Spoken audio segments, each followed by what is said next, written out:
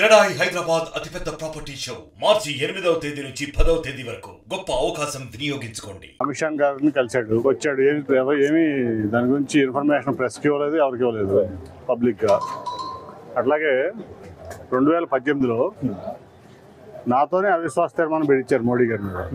మీ అందరూ తెలుసు, నేనే అవిశ్వాస తీర్మానం ప్రవేశపెట్టింది, నేనే మోడీ గారి మీద. తర్వాత మాతో స్లిప్పులు పంపించి మోడీ గారిని తిట్టించాడు పార్లమెంట్లో. పార్లమెంట్లో మేము ఏం మాట్లాడాలో కూడా ఆయన స్లిప్పులు పంపించాడు ఆ అవిశ్వాస తీర్మానంలో. ఆ రోజు ముందు స్పెషల్ ప్యాకేజీ ముద్దని చెప్పాడు, తర్వాత స్పెషల్ ప్యాకేజీ వద్దు, మాకు మళ్ళీ స్పెషల్ కేటగిరీ స్టేటస్ కావాలని చెప్పి మళ్ళీ రివర్స్ అయ్యాడు. ఆ రోజు ఎందుకు రివర్స్ అయ్యాడంటే, నేను కూడా టీడీపీలో ఉన్నా, మీ అందరూ తెలుసు కదా, 10 ఏళ్ళు, ఆల్మోస్ట్ 10 ఏళ్ళు నేను ఎంపీగా. ఆ రోజు ఎందుకు మళ్ళీ యూటర్న్ తీసుకున్నానంటే, ఆ రోజు ఆయన ఉద్దేశం ఏంటంటే, ఆయనకు వచ్చిన ఫీడ్బ్యాక్ మోడీ గారు బీజేపీ ఓడిపోతుంది, సరే మళ్ళీ ఈ కలగాపులగం బ్యాచ్ అంతా కాంగ్రెస్ మిగతా అన్ని కలిపి ప్రభుత్వాన్ని ఫామ్ చేస్తాయి, ఆ ప్రభుత్వాన్ని ఫామ్ చేస్తే నాకేమన్నా ప్రధానమంత్రి అవకాశం ఇస్తుందేమో అందరి మధ్యలో అని చెప్పి ఒక ఆశ పుట్టింది ఆయనకి.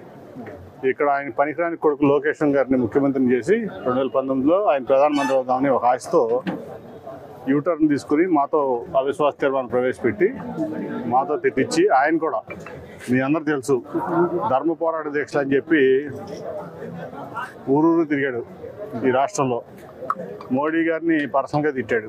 ఏమని తిట్టాడు? నీకు కుటుంబం లేదు, నేను లోకేష్కు తండ్రినైనందుకు గర్వపడుతున్నాను, నేను భువనేశ్వర్ గారి భర్తనైనందుకు గర్వపడుతున్నాను, నా మనవడు దేవాంశకు తాతనైనందుకు గర్వపడుతున్నాను, నీకేముంది మోడీ అని అడిగాడు పర్సనల్గా కూడా. ఇంకా అనేక మాటలు మాట్లాడాడు, విచక్షణ కోల్పోయి మాట్లాడాడు ఆ రోజు మోడీ గారి మీద.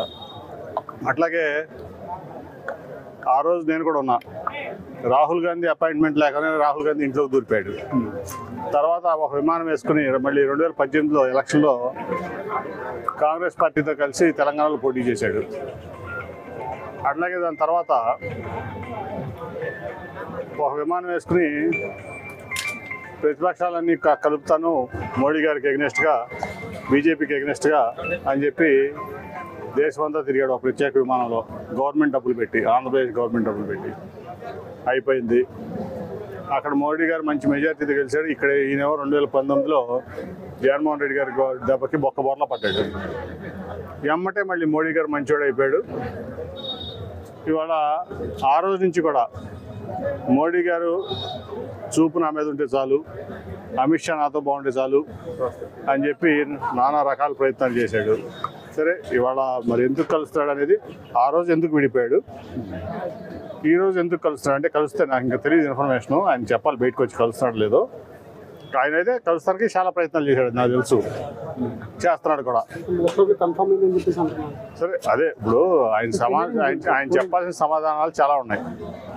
ఏంటంటే ఆ రోజు మోడీ గారిని ఎందుకు వ్యతిరేకించావు, ఎన్డీఏ నుంచి ఎందుకు బయటకు వచ్చావు, మరి ఆ రోజుకి ఈ రోజుకి మార్పు ఏంటి?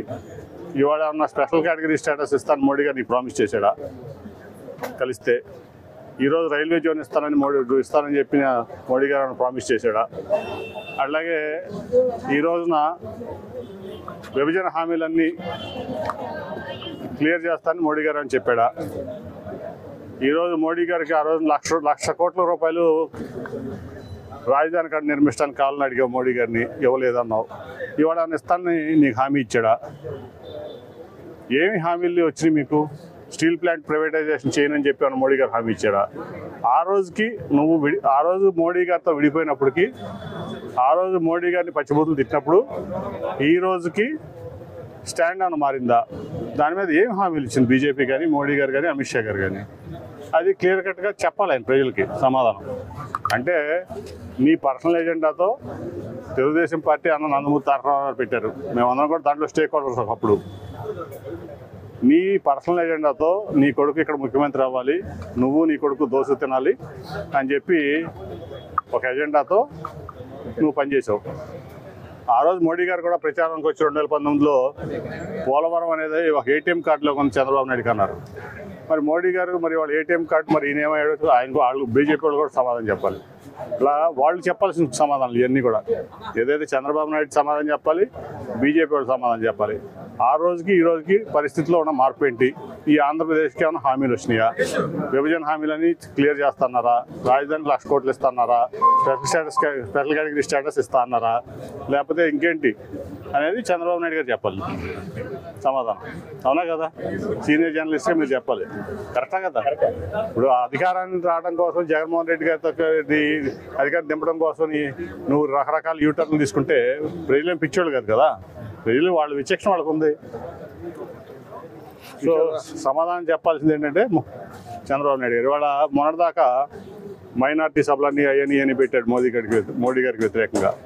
ఇవాళ మళ్ళీ ఈ మైనార్టీలకి ఏ సమాధానం చెప్తాడో కూడా చంద్రబాబు నాయుడు గారు టీడీపీ చెప్పాలి. మరిన్ని వీడియోస్ కోసం ఛానల్ ని సబ్స్క్రైబ్ చేయండి, లేటెస్ట్ అప్డేట్స్ కోసం వాట్సాప్ ఛానల్ ని ఫాలో చేయండి అండ్ లింక్ డిస్క్రిప్షన్ లో ఉంది.